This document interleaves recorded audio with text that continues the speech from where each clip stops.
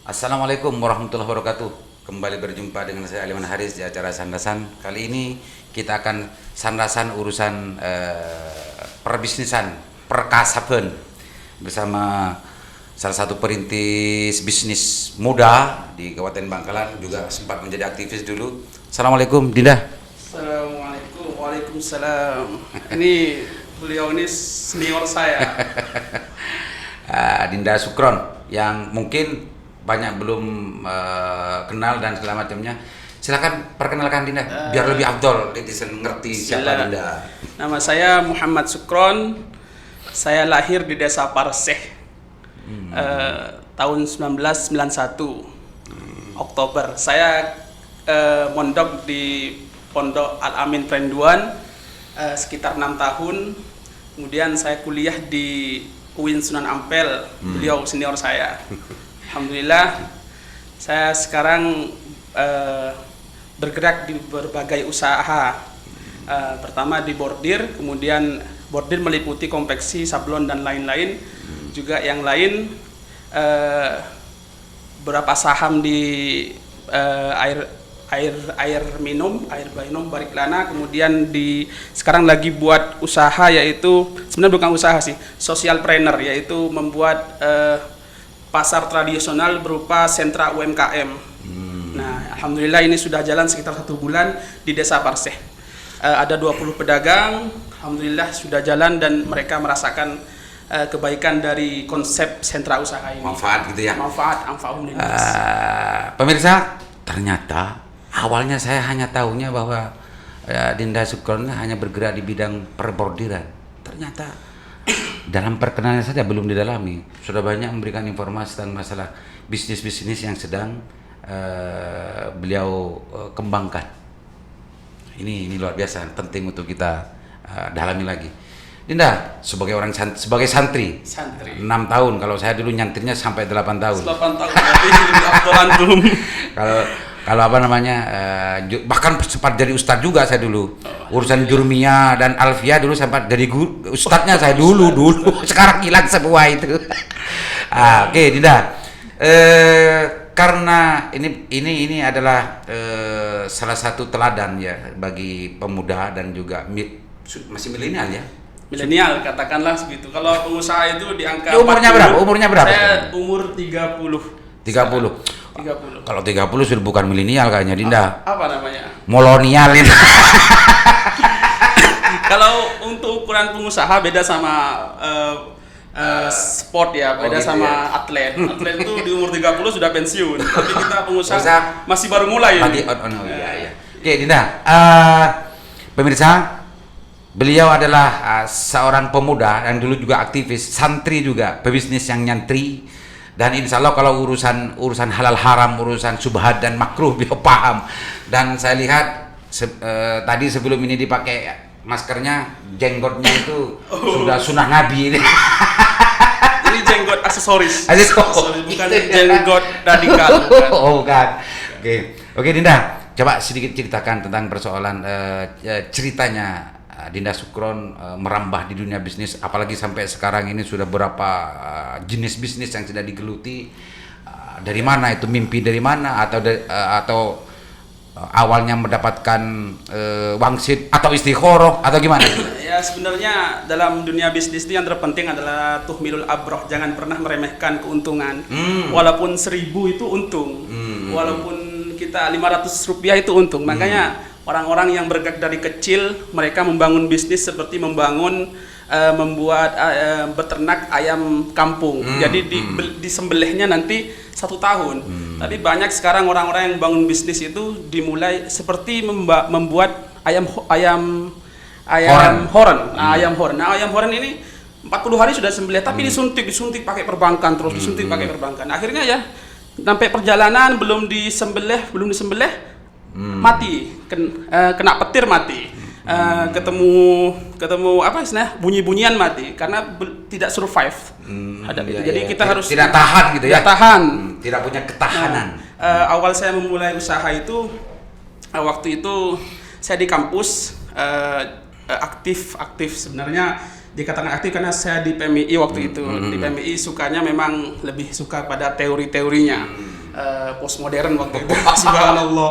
Nah, jadi kajian postmodern ini sebenarnya menjadi tolak ukur saya. Waktu itu ada sebuah buku yaitu pemikiran kiri. Di sana tertera bahwa I dislike establishment ini ejaannya mungkin jelek atau apa. Establishment artinya saya benci kemapanan. Berangkat jam 7, pulang jam anti 4, kemapanan. Anti kemapanan. Jadi zona nyaman itu berbahaya memang. Nah, waktu itu saya dapat orderan dari BEM berupa baju, kemudian saya cari berapa konveksi partner. Saya cari waktu itu alhamdulillah untung 1.000 dikalikan 1.000 kaos gitu, sudah 1 juta sudah. Waktu itu sudah jadi mahasiswa, seneng banget. Alhamdulillah. Oh, itu awalnya dari situ. Awal dari situ. Jadi setelah itu sejadi mahasiswa ya. Berarti dulu aktif kalau aktif di YIN itu di samping memang aktif di MBI ada kegiatan maba mungkin ya. Iya. Untuk karena BEM itu biasanya yang kalau dulu zamannya memang yang menghandle ya. Yang menghandle pengadaan atribut mahasiswa baru memang BEM dulu. Oh, dapat itu awalnya ya. Jadi inspirasinya.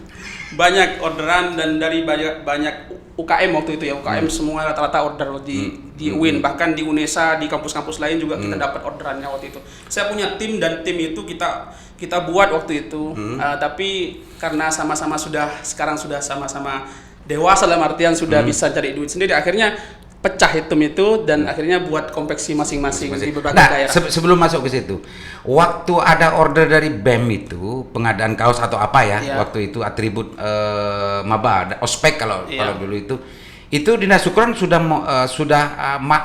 sudah masuk di dunia konveksi atau masih belum? Masih dalam taraf marketing freelance. Dari artian kita cari freelance. Jadi kita dapat untung dari reseller. Itu pemirsa, ternyata sudah merasakan untung dulu sehingga membuat Dinas Sukron ini untuk bagaimana terpanggil untuk melanjutkan bagaimana kalau untung 1.000, kalau buat sendiri ini bisa 5.000, bisa 30 kan gitu ya. Bisa 40%. Bisa 40%. Kalau keuntungan produksi harus 40%. Oh, 40%. UMKM harus sadar bahwa jangan pernah menekan harga. Kita harus 40% itu nggak terlalu besar ya Dinda ya. Subhanallah, kalau untuk produksi itu memang harus segitu. Segitu ya. Ya misalnya kita buat donat ya. Jadi buat donat itu harus punya untung 40% kalau kita mau berkembang. Kalau kita masih ambil di bawah itu, kita mepet kita ya. Ada karyawan, kita ada ini dan lain-lain. Ternyata pemirsa, ilmu bisnisnya melebihi dari ilmu. Dulu fakultas apa? Saya fakultas syariah, tapi waktu itu ekonomi syariah, tapi di fakultas syariah waktu itu. Sekarang sudah di fakultas ekonomi. Ya. Ternyata ekonomi Islam. ilmu bisnisnya mungkin ada kaitannya dengan apa yang pilihan jurusan fakultasnya di urusan ekonomi. Karena suka aja. Oke. Nah itu awalnya ya, itu hanya reseller, hanya cari kemana-mana di mana konveksi untuk perbandingan harga. Bagaimana kalau BEM ngambilnya 10.000, nanti saya mencari apa namanya harga yang 9.000 kan gitu kan. Jadi sudah seneng gitu waktu itu dapat 1.000 dikalikan, waktu itu hampir pernah 1.000 dikalikan 4.000, 4 juta, seneng banget itu. Bisa traktir teman-teman aktivis. Dari situlah sebetulnya titik berangkatnya Dinas Sukron untuk bagaimana memantapkan diri untuk berbisnis, gitu ya. Benar. Itu inspirasi, tapi nggak mimpi berarti. Nggak mimpi, nggak sentimental. Usaha saya itu sebenarnya berangkat dari pengalaman empiris, benar-benar dari empiris. Oke. Dinas Sukron, itu kan dulu kan gampang karena buyer sudah ada. Kalau sekarang ini membangun sebuah border di Kabupaten Bangkalan gitu ya, dan macamnya, buyer kan belum ada ini, gimana untuk mencari itu? Turun ke Bangkalan, waktu itu saya turun Bangkalan, banyak teman-teman juga turun, tapi jadi aktivis saya pisah waktu itu jadinya ya jadi usaha. Dulu zamannya siapa? Zamannya Cak Hakim itu. Hakim, Hakim ketua KMI. Ya, pemirsa, ternyata ini satu letting dengan direktur KMI Dinda Hakim yang mempunyai tagline saatnya jangan berpikir sendiri, saatnya berbagi. itu Dinda Hakim itu. Ternyata Sukron satu letting dengan Hakim. Ternyata cerdas waktu itu. Periode itu. Ya. Oke, Dinda, masuk ke sini bisa dari teman-teman aktivis lain memantapkan diri untuk membangun sebuah bisnis bordir. Kalau pengalamannya sebelumnya adalah mendapatkan order dari teman gitu ya, itu kan tinggal gampang payunya, kan nggak mikir, sepenting dapat barang kan payu. Nah kalau ini produksi sendiri, gimana memulainya waktu ceritanya? Jadi kita waktu itu ngontrak di Gria Abadi, blok AB1 nomor berapa lupa saya waktu itu di pojok itu. Di angka sekitar hampir 10 juta waktu itu ya. Kita dapat uang itu dari yang di Surabaya kita buka konveksi. Nah, jadi bukan konveksi sebenarnya. Reseller itu kita tabung. Jadi kita beli mesin. Sebenarnya untuk buka konveksi itu sebenarnya murah. Di angka 5 juta. Agent kalau gitu ya. Iya. Tidak produksi sendiri, cuma menjualkan punya orang lain itu apa namanya? Agent kan? Agen ya. Nah, habis itu saya di Bangkalan buat produksi sendiri, cari orang Bandung, kemudian waktu itu saya rekrut untuk jadi karyawan saya dan mengajarkan banyak tenaga kerja di sini yang memang masih buta dalam artian konveksi. Tapi semuanya rata-rata main di jahit. Tapi mereka tidak bisa secepat konveksi. Nah, konveksinya percepatan, jadi percepatan modal, perputaran modal, rentabilitas dan lain-lain.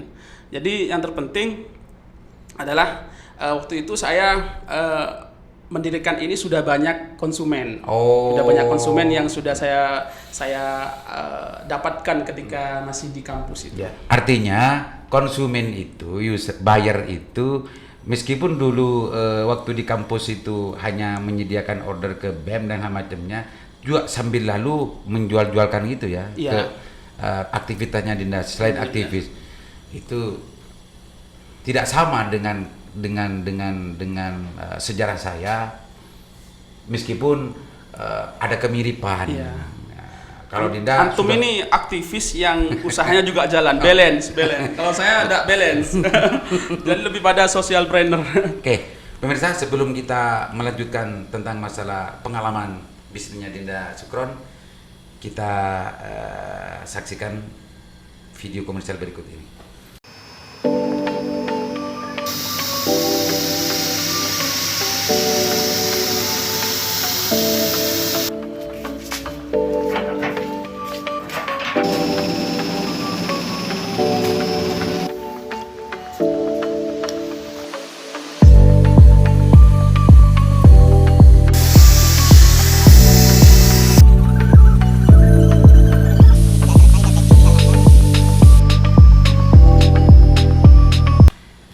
Dinda, sekarang kan sudah dari awal ngontrak di Gria Abadi dan memulai dari situ dari nol ya, dari nol. Sekarang sudah sampai di mana ini bisnisnya? Kalau cerita tadi waktu pengenalan kan tidak hanya bermain di bordir, apa saja Dinda? Oh, kalau untuk yang ini, yang sekarang ini kita punya tim. Tim ini juga teman-teman pondok dan juga tim di Parseh. Juga include Klebun Parseh. Oh iya. Kak Ilyas itu. Nah, beliau ini juga tim kita. Parseh ini sebenarnya kita lihat agak misoginis pandangan kita terhadap Parseh ya, agak sedikit sinis ya. Parseh ini desa ini. Kita akan rubah itu dengan cara memang mengembangkan ekonominya. Ketika orang sudah aktif bekerja, orang sibuk bekerja, dia tidak akan memikirkan kriminalitas. Orang-orang punya kesibukan lain. Ya. Pemirsa, ternyata namanya juga santri. Jadi Parseh, Rabesen, Ceti itu memang seringkali kalau di kalangan masyarakat Madura dan juga masyarakat Bangkalan memang ada gimana gitu ya ketika bicara mendengar desa Parseh dan macamnya. Tapi karena ini santri mempunyai semangat yang luar biasa, bagaimana image negatif yang berkembang itu dicoba. Dinda Sukron mencoba justru bersama Klebunnya juga ini ya, mencoba untuk bagaimana menggeser image itu. Wah, mulia sekali, luar biasa. Mudah-mudahan ini terus benar-benar berhasil Dinda, karena memang tidak hanya orang Bangkalan, bahkan orang-orang luar saja ketika bicara tentang masalah destinasi wisata di Gua Pote yang jalurnya lewat sana lah macamnya itu memang diakui atau tidak memang mempengaruhi terhadap pengunjung. Kebetulan seperti ini, kemarin sudah ada konsepnya, saya tidak harus menceritakan ini, cuman sebagai istilahnya giro ya. Jadi Klebun Parseh kita sudah rembukan waktu itu untuk kita mengamankan dari pas titik awal datangnya pengunjung sampai ke ujungnya nanti kita taruh di satu tempat dan akhirnya naik andong. Gitu. Jadi konsepnya seperti itu. Dan tidak ada pungli-pungli yang istilahnya kita punya jalur sendiri, yaitu jalurnya jalurnya koperasi. Jalur koperasi ini kita akan bergerak di koperasi namanya TMI. Itu Tunas Muda sudah Indonesia. pernah terpikirkannya? Bukan sudah terpikirkan. Insya Allah ini terrealisasi. Di daerah mana itu kira-kira? Di Parseh, karena kita memang akses terbaik itu Parseh.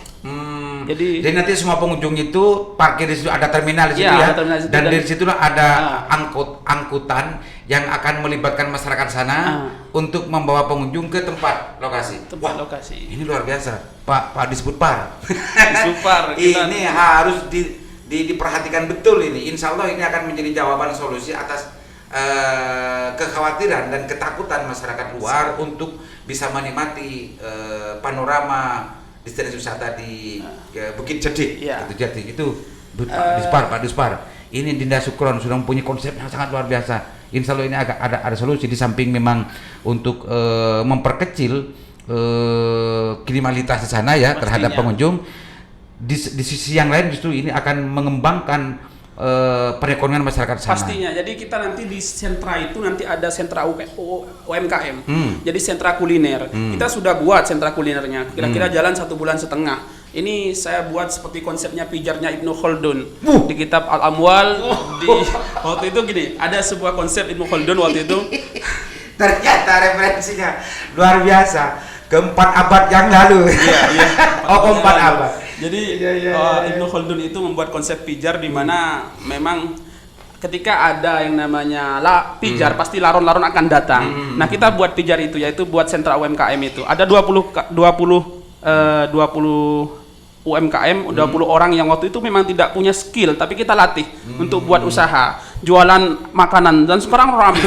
Setiap malam kita punya omset total sekitar hampir 15 souvenir, makanan semacamnya Dinda ya. Semuanya. Ternyata Dinda Sukron ini memang otaknya otak bisnis. Memang bisnis itu sebenarnya darah mendarah. Ya memang itu kan memang salah satu di satu sisi Rasulullah kan memang menganjurkan kita umatnya untuk menjadi pedagang gitu ya. Dan ini kayaknya yang justru mantul dalam jiwanya Dinda Sukron. Luar biasa, bahkan konsep yang tadi itu sangat menarik tadi untuk bagaimana menjawab tentang ketakutan dan kekhawatiran para pengunjung ke daerah Jedih. Dengan konsep itu insya Allah ini akan bisa terjawab, Dinda. Yang